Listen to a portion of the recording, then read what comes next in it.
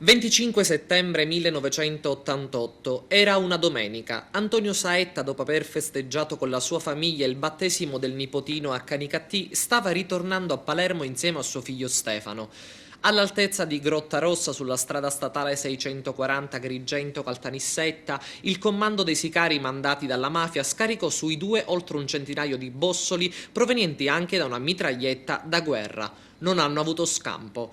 L'omicidio, come è stato accertato dagli inquirenti, sarebbe stato deciso dalla cupola mafiosa presieduta da Totò Riina per punire il giudice, presidente della prima sezione della Corte d'Assisi d'Appello di Palermo, che aveva pesantemente condannato killer e mandanti di mafia e che era candidato a presiedere la Corte d'Appello del primo maxi processo alle cosche mafiosi del Palermitano.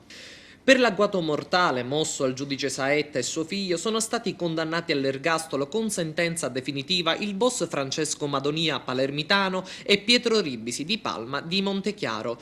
Un ultimo atto, la deposizione di un omaggio floreale sulla tomba di Antonio e Stefano Saetta, mentre alle 12 nella chiesa San Diego si è svolta una funzione religiosa.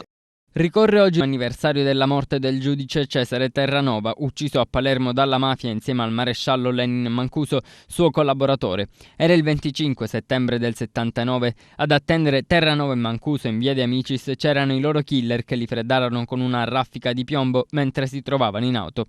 Il magistrato, rientrato da poco nel capoluogo siciliano, si accingeva a insediarsi al posto di capo dell'ufficio istruzione di Palermo. Per 2 legislature era stato eletto nelle liste del PC ed era stato membro della commissione antimafia. Già nel 74 Terranova aveva inchiodato Luciano Liggio, la primula rossa di Corleone.